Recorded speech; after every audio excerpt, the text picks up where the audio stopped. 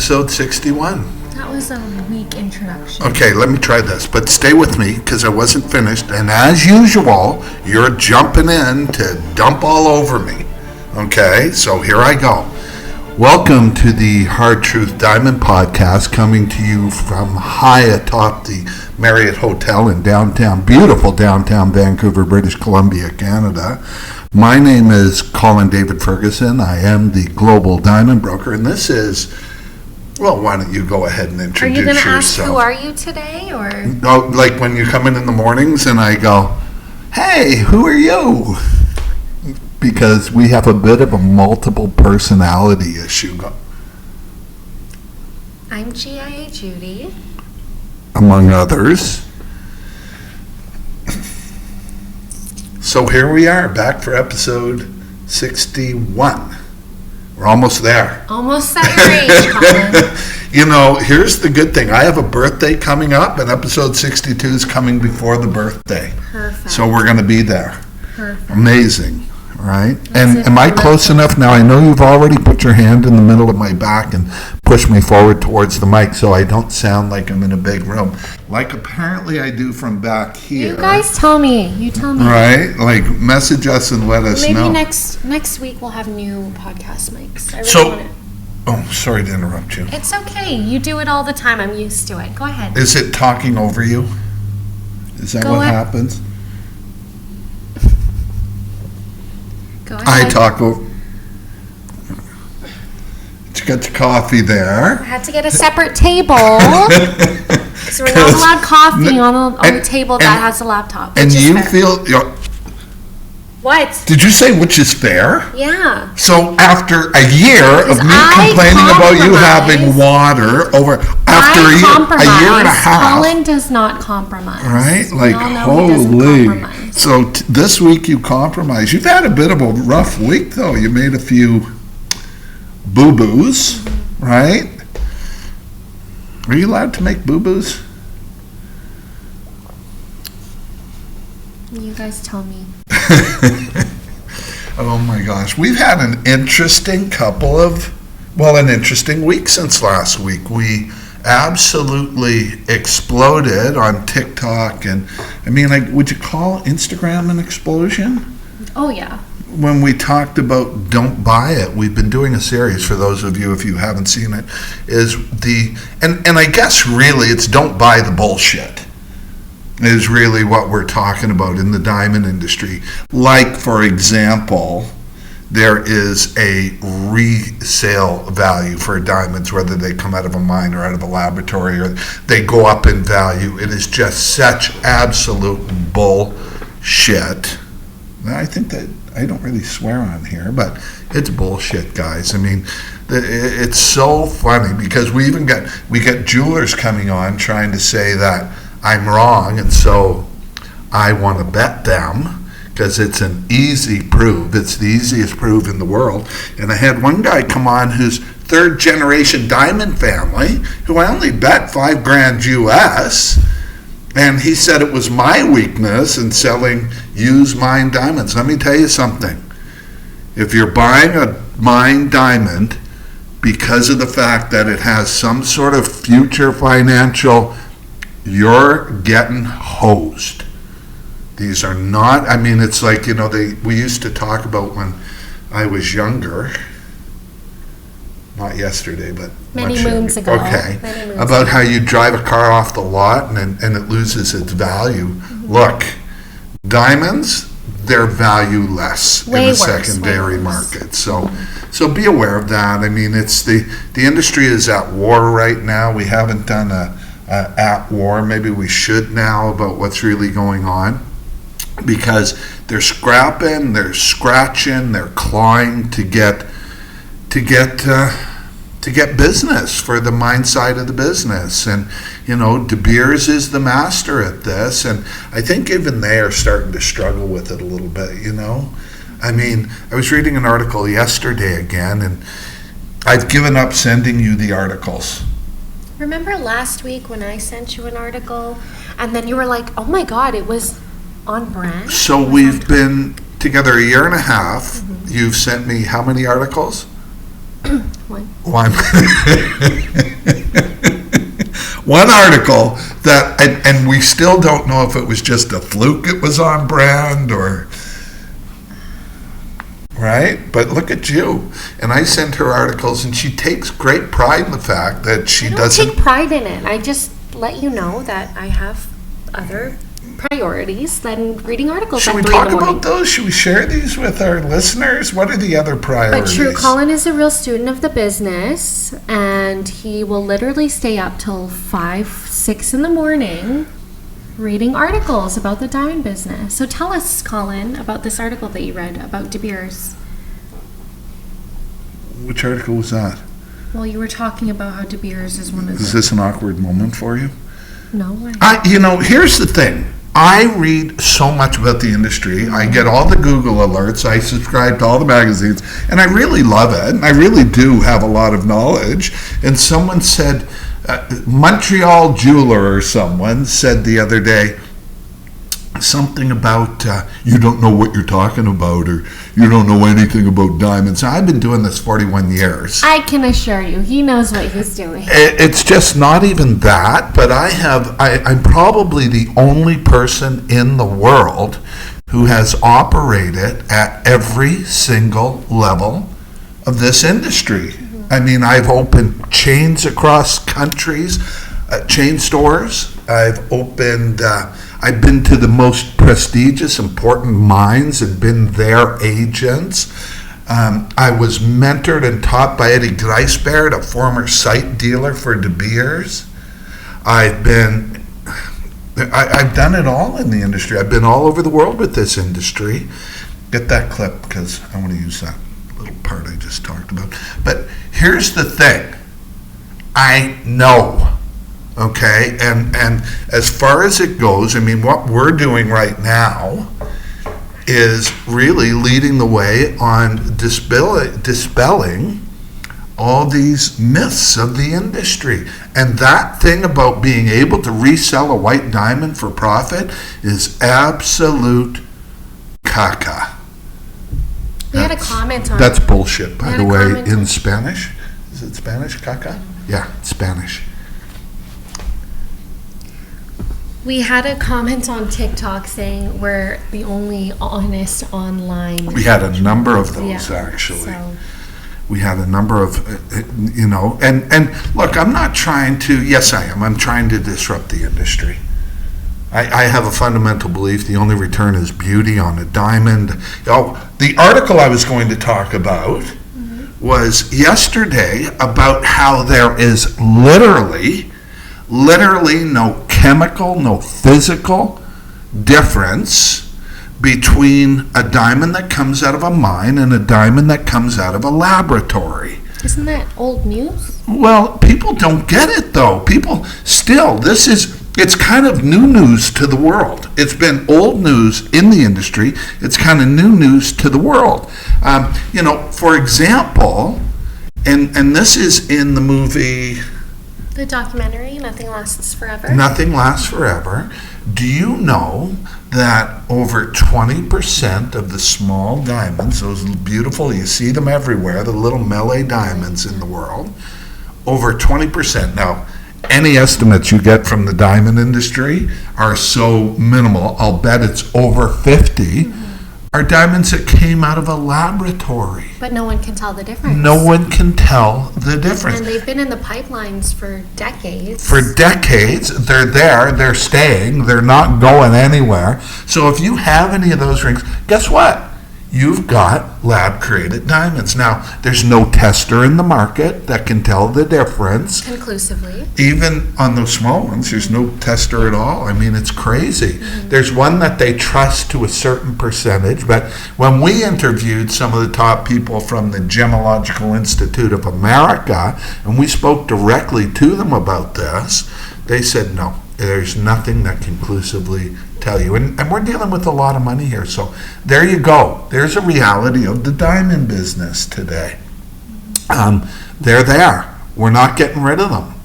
The GIA does not certify these small diamonds. It's a wide open area, and they're in there. And then you got to wonder, if they're in there, where do they come from? Because the biggest producer of mined diamonds in the world and the biggest producer of lab-created diamonds in the world is the same company. You have the growth right now in the, I sound really smart when I talk about this stuff, right?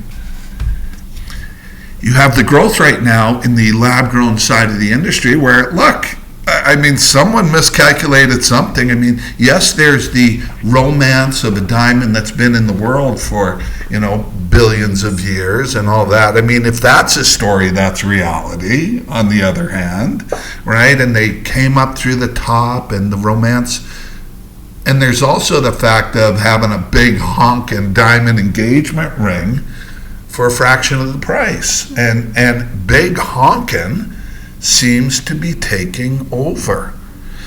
So this is what's going on in the diamond industry today. We're having a lot of fun. I respond to a ton of comments on social media. Please look for us on at the Global Diamond Broker on TikTok, where I am TikTok famous.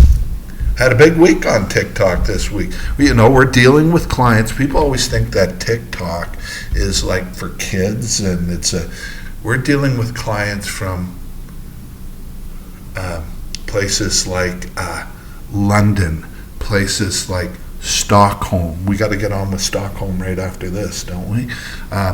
All over the freaking world are ordering, working with us, and acquiring their diamonds really direct, right? Without the middlemen. And another thing we're going to be talking about a lot now is this is luxury for a new generation.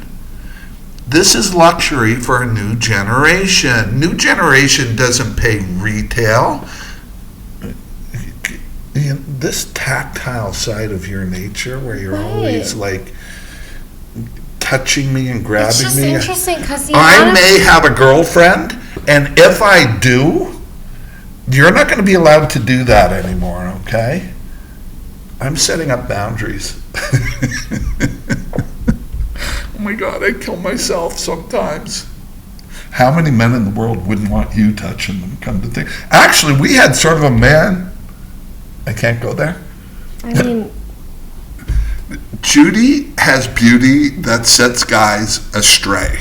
Guys will look at beautiful Judy. They don't know you like I do, so.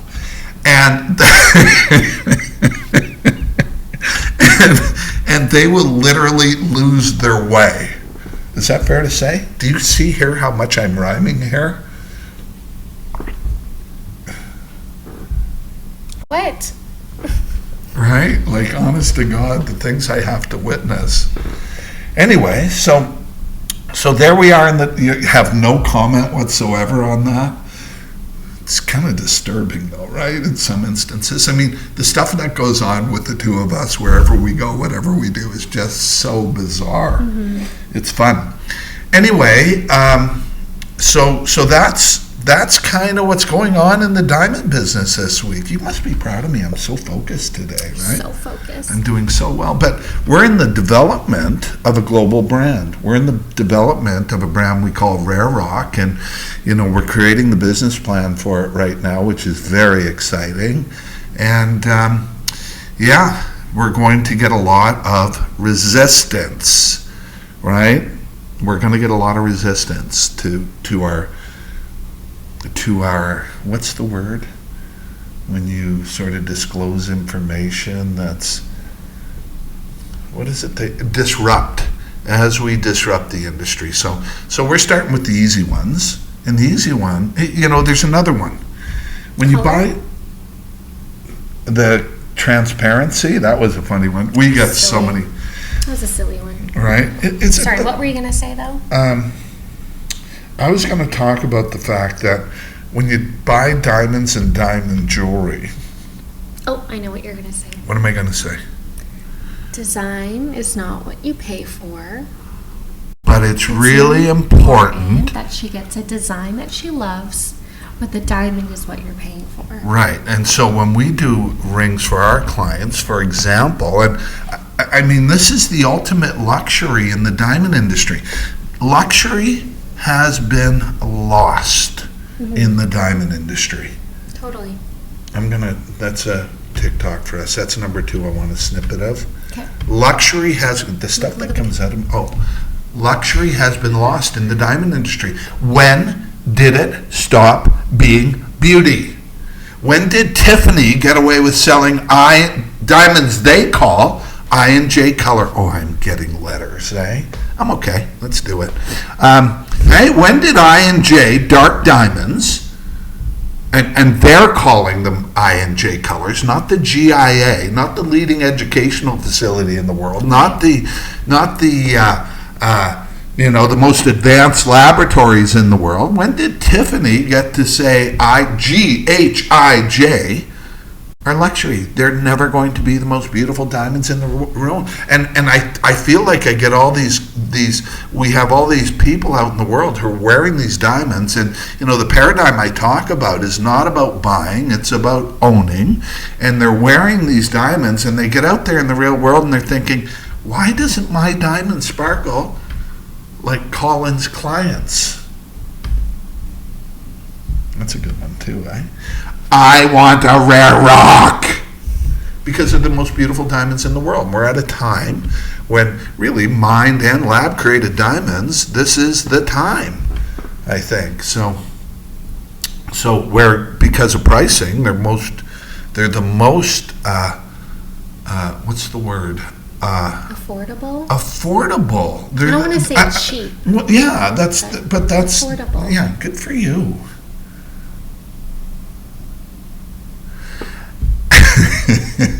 So what else? Let's see. What about? Can I pick on you for a bit? No. You're not feeling it today? No. You're not feeling it? Let's see. What did Judy break this week? Actually, you're doing really well overall. Like, look at you talk about the industry the way you do. You have the best mentor in the world. Yeah, truly. It's me. In so many ways, though, right? Is that what you're thinking? Oh, yeah. So I wiped out rollerblading and broke my tailbone. So he's kind of bitchy. I'm the bitchy one? Well, I'm a woman, so I have my reasons. See, here's the thing. When women say, I'm a woman, oh, you're talking about your psycho. I mean your cycle. Yes, my psycho. Yeah, you got lots of listen, if anybody should be bitching about your cycle, it's me. Okay, because of what it puts me through. Okay, like at one point you were going to share the cycle with me on some app. On an app, yeah. Oh my God, that's so crazy. Anyway, but that's what's going on this week in the hot flash. We're going hot and cold again. Honest to God, you guys. Like Judy spends up to 80% of her time, and not because of her cycle. I can't believe we're talking about cycles, but because of whatever, she's at least semi-horizontal. She's either, right? She puts a laptop in her lap, and things have changed. I mean, you look at companies like Google and everything else. I mean, that's the way business is done now. I mean, it's, the days of me working with places like Spence Diamonds or the Argyle Mine, where you go into these desks and, you sit there with your back straight. And anyway, so it's a new world in the diamond industry. You're part of that new generation. You look at things differently and good, because the biggest middleman in the diamond industry is the retailer. And I hate to say this, but if you need your ring to say Bulgari, if you need your jewelry to say those things, these are all amazing jewelers. But the diamonds are the same. In fact, I think ours are superior. We just went in, and Judy and I go in and look, because we're curious. Remember we went in, what's that luxury jeweler up the street here? Van Cleef. Van Cleef, and they had a 1.6 carat engagement ring, and it wasn't even a D color. It wasn't even completely transparent, and the price was outrageous. But it's a Van Cleef, and it was a beautiful ring. It's an overrated brand. You see everyone wearing it these days, and clearly people are just paying for the name. But are they fakos? this is the other Be thing. fakos too. Right? Be a Like lot there's of so fakos. many. Van Cleef is really fake. Like Rolex is really fake. And it's funny. We had a client yesterday. How are we doing on time here? Because we do have to Better get. wrap up in a few minutes. Okay. Her mother gave her a Rolex as a gift for And graduating. She wasn't sure if it was And so real. she had to take it and have it all checked because she didn't know if it was real. Imagine the world we live in. Anyway, when they ask, and they will, Just say it's a RareRock. just say it's a RareRock. That's what our clients can do. Laser inscribed, the most beautiful diamonds in the world, nothing else. Nothing else. And whether you know it or not, the paradigm is not buying a diamond. The paradigm is owning a diamond and owning it forever. And the only return, as Davey and Kathy found out over the past 25 years, the only return is beauty. They are so thrilled, as many of our clients, and we talk about this, where the kids come back and they say, my mom's diamond is always the prettiest in the room. That's the only return. Don't buy any other bullshit. They're more affordable now than they've ever been. And when I say that, I've always been a broker. People have always come to me because of price. There's no need anymore in the diamond world to overpay. There's no need to pay. And guys will go, I know they're marked up 4 and 5 and 700%, and they are. There's no need to pay that anymore. The world's changed.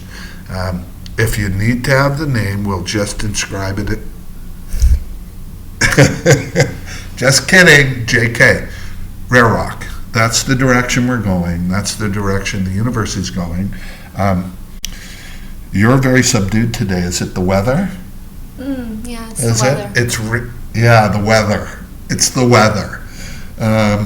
Anyway, I'm the global diamond broker. I guess we're the global diamond broker now. Me and GIA Judy, and today was kind of my podcast.